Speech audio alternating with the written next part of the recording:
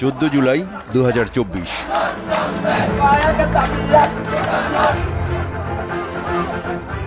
বৈষম্য বিরোধী ছাত্র আন্দোলনের ব্যানারে আজ সকাল 11টায় শাহবাগ থেকে রাষ্ট্রপতি কার্যালয় বঙ্গভবন অভিমুখে গণপদযাত্রা করতে গেলে পুলিশ তাদের 3 জায়গায় বাধা দেয়।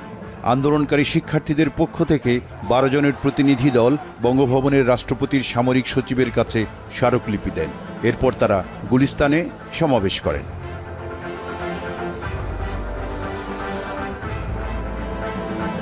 আগামী 24 ঘন্টার মধ্যে আমরা চাই সংসদে অধিবেশন ডেকে সেটার আইন পাশের জন্য কার্যকর ব্যবস্থা নেওয়া হোক অথবা অধিবেশন আহ্বান করা হোক। সরকারের তরফ থেকে, মহামান্য রাষ্ট্রপতির তরফ থেকে এবং দায়িত্বশীল ব্যক্তিদের পক্ষ থেকে কি ধরনের বক্তব্য এবং পদক্ষেপ আসছে সেটি আমরা পর্যবেক্ষণ করে আমরা পরবর্তী আমাদের কর্মপরিকল্পনা ঠিক করব।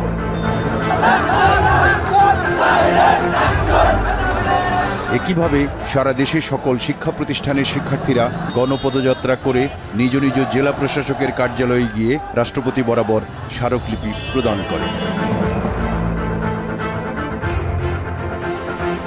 অপরদিকে চীন থেকে ফিরে সংবাদ সম্মেলনে প্রধানমন্ত্রী শেখ হাসিনা একজন সাংবাদিকের প্রশ্নের জবাবে চাকরিতে কোটা সুবিধা মুক্তিযোদ্ধাদের নাতিপুতিরা না পেয়ে কি রাজাকারের নাতিপুতিরা পাবে বলে মন্তব্য করেন।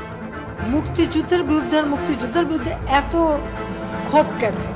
মুক্তিযোদ্ধাদের নাতিপুতিরাও পাবে না, তাহলে কি রাজাকারের নাতিপুতিরা পাবে?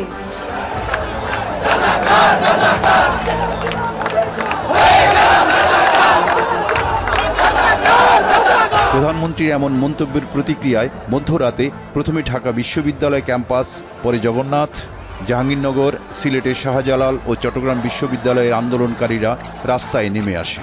এরপর দেশের প্রায় সব পাবলিক বিশ্ববিদ্যালয়ের শিক্ষার্থীরা রাস্তায় নেমে বিক্ষোভ করে। এই সময় শিক্ষার্থীরা তুমি কে, আমি কে, রাজাকার রাজাকার, চাইতে গেলাম অধিকার, হয়ে গেলাম রাজাকার ইত্যাদি স্লোগান দেয়।